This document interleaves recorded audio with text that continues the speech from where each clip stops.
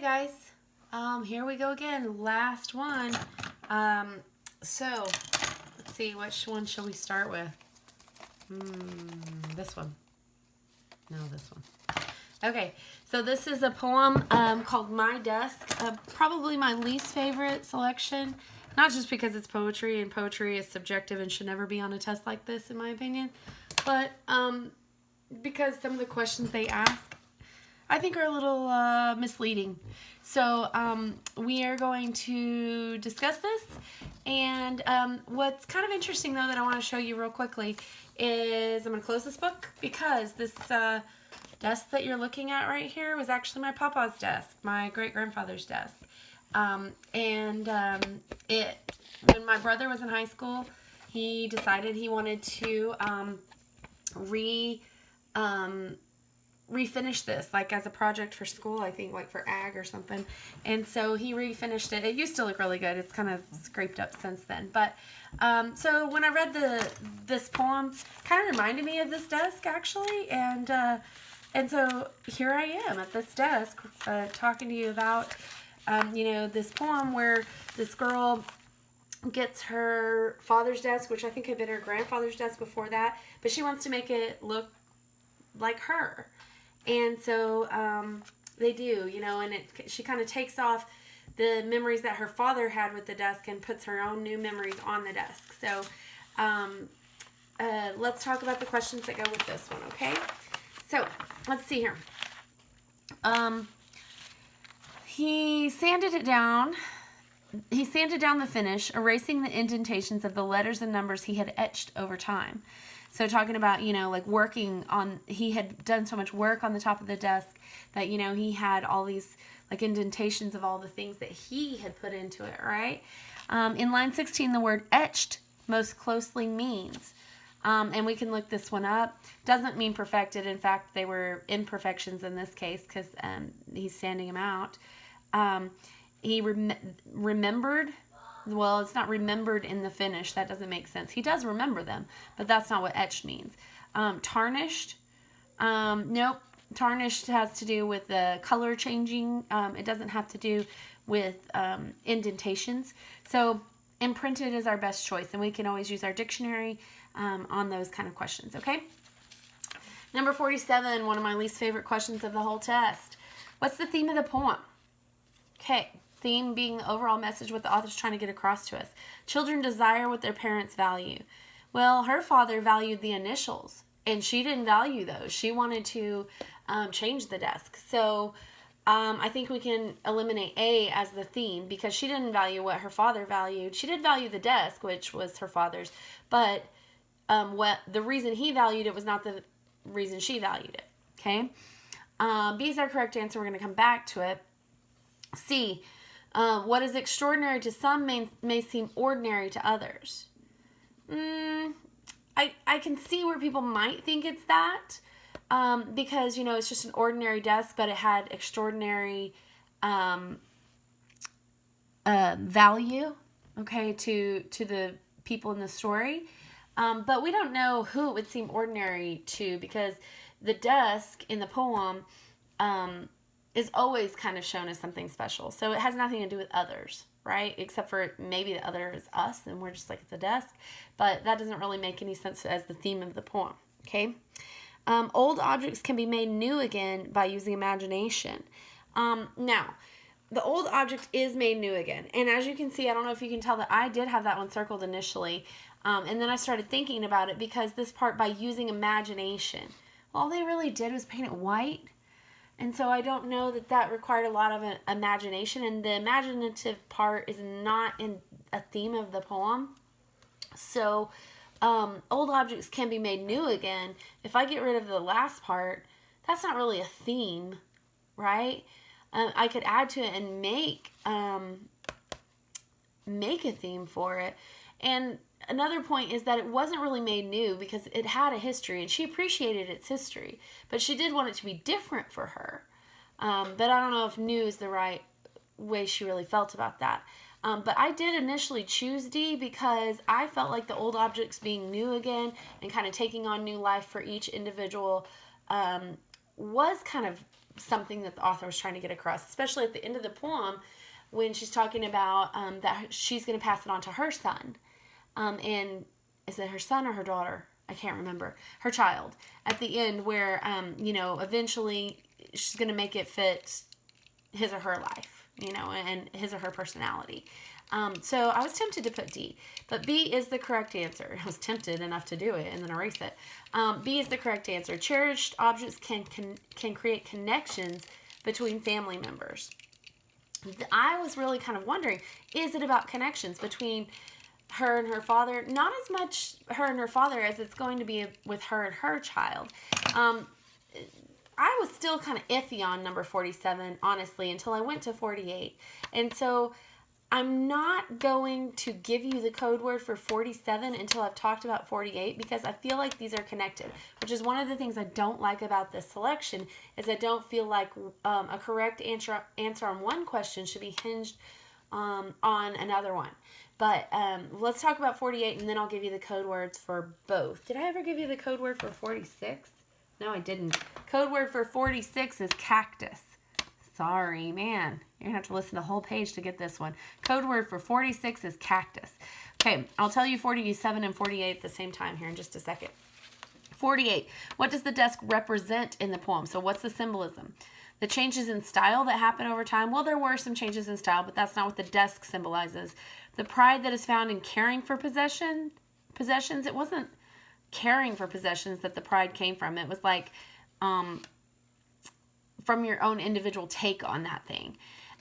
H, the new beginnings that come with each generation.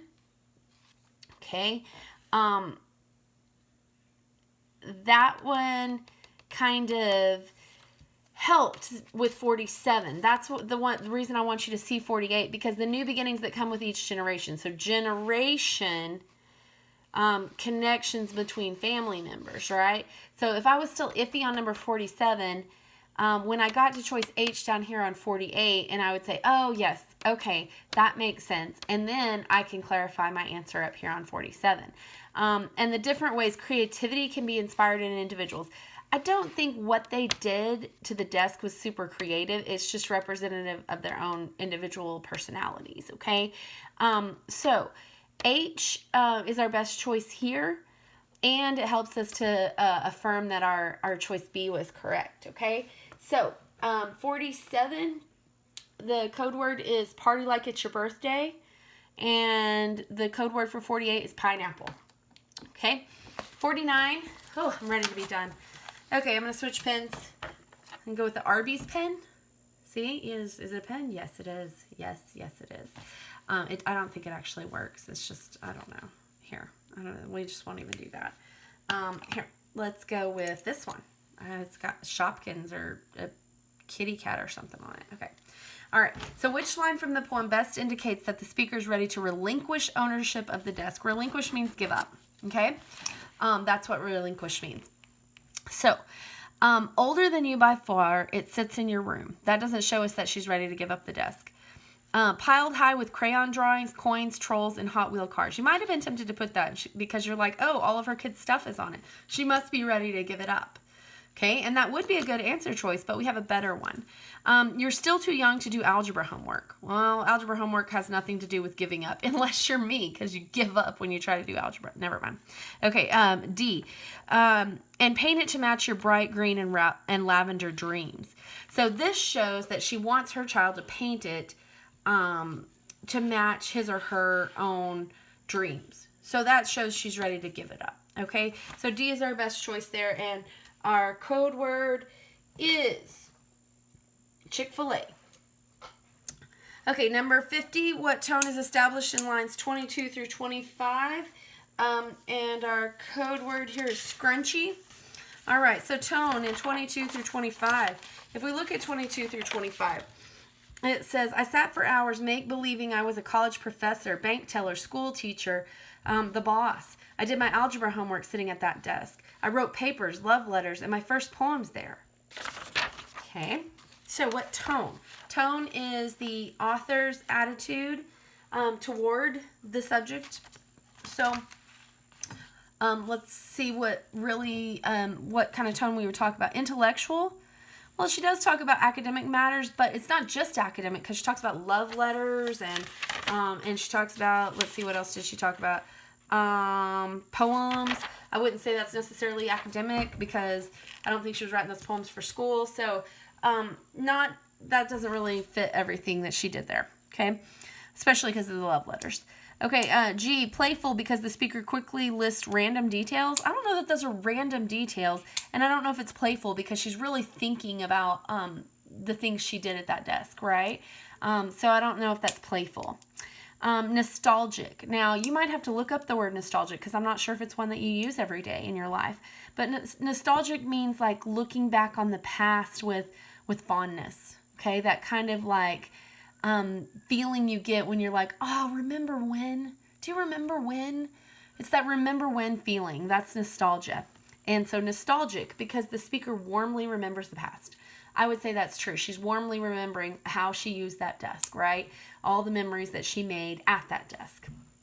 And then J, hopeful, because the speaker refers to her childhood dreams. Well, she was referring to her childhood dreams, but that's all in the past. So I don't know if that's hopeful, because hopeful has to do with the future, right? I think nostalgic's a better answer. So H is our best answer there, okay? And so we're moving on to number 51. What do the speaker's comments in line 31 through 35 suggest? Okay, let's flip. All right, 31 through 35. Says, but when you're ready and you want to use it as a desk, together we'll strip the finish, sand the wood, rub out my etchings, and paint it to match your bright green and lavender dreams. Okay? So, aw, so sweet. Kind of reminds me of, you know, when Andy ends up giving her toys to Bonnie, his toys to Bonnie, you know, like he gives them up. And it's just like they're going to have another adventure. So sweet. Okay. What do the speaker's comments in line 31 through 35 suggest? Okay. A is our best choice. We'll come back to it. The speaker wants her child to select a new color for the desk. Well, the bright green and lavender dreams just means that her kid's going to have a different take on it, right? It's not going to be the same as what she chose to do. Okay. Then C says the speaker believes her child deserves a new piece of furniture. No, because she's going to use the same piece of furniture. And she's going to, yes, maybe she's going to make it new for her child, but that's not the point there. Okay, the speaker believes her child will refuse to accept her offer. No evidence for that. Okay, in fact, it sounds like she's going to pass it down, and she's pretty sure that her kid is going to want this desk. So A is our best choice. The speaker wants her child to find his or her own identity. See, I'm not the only one that doesn't know if it's a boy or a girl, because it says his or her. We don't know. So that's our best one, because it says bright green and lavender dreams. Okay, so dreams and identity. So changing the desk means that the desk will then fit her child instead of her. Okay, your code word for number 51 is clumsy. Okay, number 52, the repetition in lines 19 through 21 is used to emphasize that the desk, okay, this one made me rethink 47, which is one thing I'm really frustrated with on this section, is because I feel like there are three questions that are kind of hinged upon each other. Like if you answered one way on one of them, you'd be more likely to answer that way on the other ones too. Which is, I feel like, kind of misleading. So let's talk about lines 19 through 21, though, the repetition there. So happy to have that heirloom, to have my own piece of history, to have my own piece of my father. So it's my own piece, to have that, to have my own piece, okay? So why the repetition, okay? Is it to emphasize that the desk contains messages written long ago? No, that's not a literal thing, is it? Is worth a great amount of money? No evidence that it's worth a lot of money, okay? The worth has nothing to do with monetary value. It's outdated in its appearance. That's not what to have my own piece has nothing to do with its appearance. creates a timeless bond. Yes, because she wants to have it because it was her father's, and it's her own piece of history, her own piece of her father.